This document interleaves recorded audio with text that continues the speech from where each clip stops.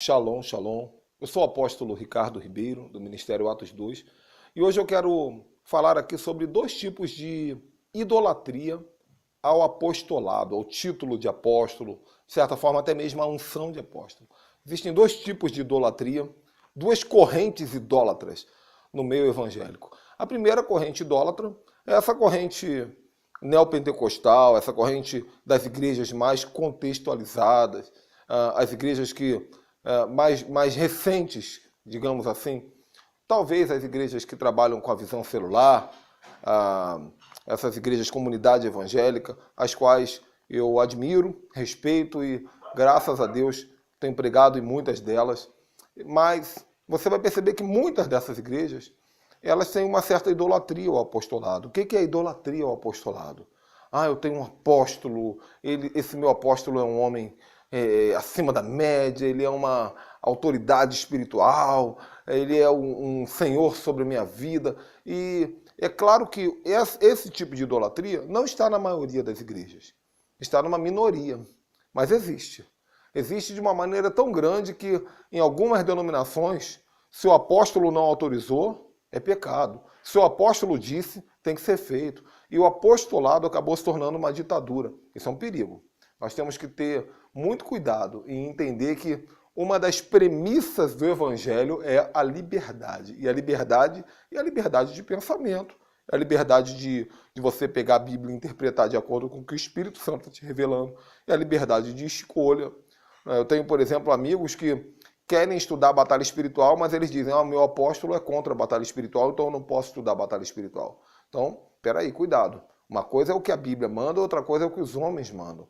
Cuidado com a idolatria. Seja obediente, seja servo, seja respeitador, seja manso, mas entenda que você é liberto, que você tem uma liberdade.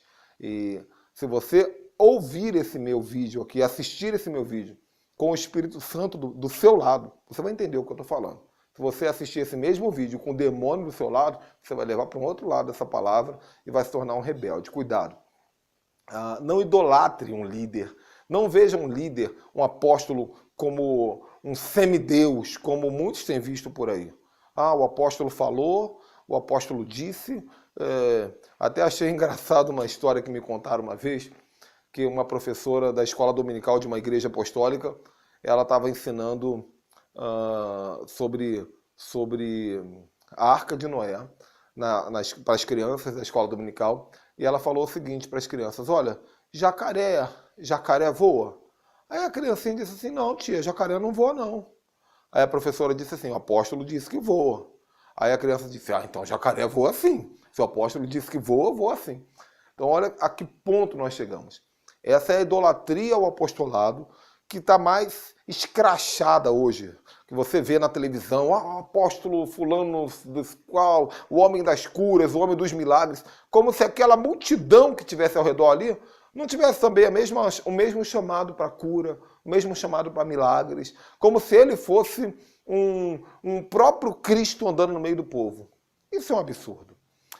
Por outro lado, nós temos uma outra corrente que tem me preocupado muito, porque é uma corrente que tem trabalhado um outro tipo de idolatria, uma idolatria sorrateira, que são as igrejas mais tradicionalistas, que elas são contra o apostolado nos dias de hoje. E no momento que você é contra o que é bíblico, você é herege. Lá em Efésios capítulo 4 diz que Jesus chamou uns para mestres, outros para pastores, outros para evangelistas, outros para profetas e outros para apóstolos. Está escrito na palavra. E Jesus de fato chamou muitos para o apostolado, isso depois que ele ressuscitou. Então não são apenas aqueles 12, porque as igrejas mais tradicionalistas elas vão defender a seguinte tese: os apóstolos bíblicos são aqueles 12 que foram testemunhas oculares do ministério de Cristo. Então, para ser apóstolo, tem que ser testemunha ocular do ministério de Cristo. Só que o evangelho, aliás, o livro de Efésios, o apóstolo Paulo, que aliás não foi testemunha ocular do ministério de Cristo, o apóstolo Paulo, pelo contrário, ele foi chamado depois. O próprio Paulo, que foi um apóstolo, se tornou apóstolo por revelação. Ele vai dizer que Cristo, quando subiu aos céus, ele liberou o selo do apostolado, que ficou retido pela Igreja Católica durante muito tempo, porque a igreja religiosa rejeita o apostolado. E aí Finalmente, de 15, 20 anos para cá, o apostolado ele foi liberado, o selo foi aberto por revelação, e ainda existem igrejas tradicionais que batem contra isso. E qual é a minha preocupação? É que as igrejas tradicionais, no zelo, no desejo, no excesso de zelo de defender a palavra, por uma ótica que eu pessoalmente penso diferente, no excesso de zelo de defender a palavra, a igreja mais tradicionalista ela vai dizer que apóstolos só foram aqueles 12, e com Paulo 13. Isso me preocupa. Por que me preocupa? Porque no momento em que nós dizemos que somente aqueles 12 foram apóstolos, com Paulo 13, estamos inconscientemente dizendo que aqueles homens eram especiais, eram acima da média. Eram homens que cabia neles uma unção que não cabe em qualquer outro ser humano. E isso é idolatria. Isso é colocá-los num patamar acima da humanidade.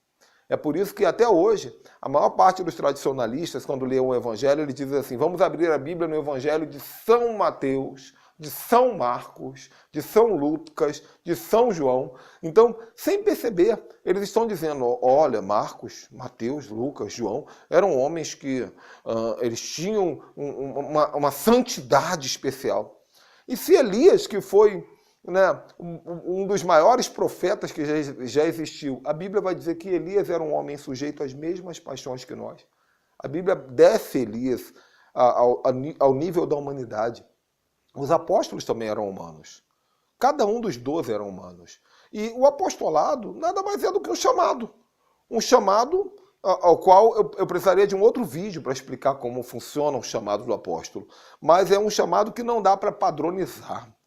Porque o chamado do apóstolo, em resumo, é implantar uma visão do reino na terra. É isso.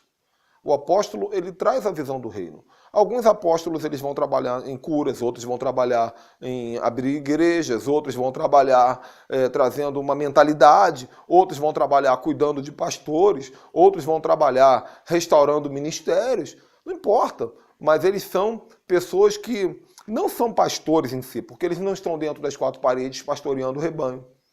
Eles estão fazendo um trabalho complementar ao reino. Agora, tem alguma coisa de especial neles? De maneira alguma.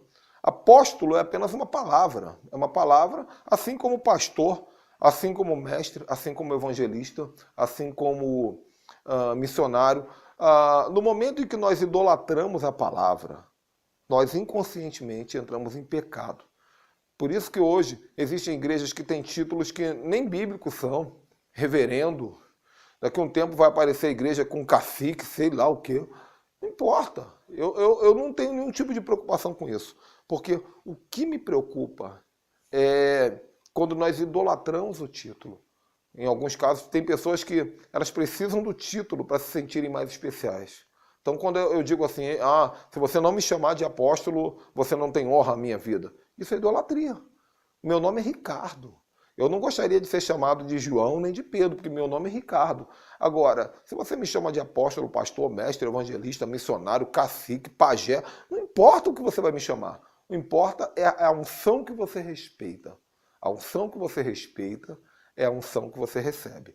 Mateus capítulo 10, versículo 41 e 42, tá bom? Então, cuidado com essas duas correntes, né? Tente achar um equilíbrio entre as igrejas novas, mais contemporâneas, que banalizaram o apostolado e criaram uma idolatria ao homem, e as igrejas mais antigas que, por outro lado, elas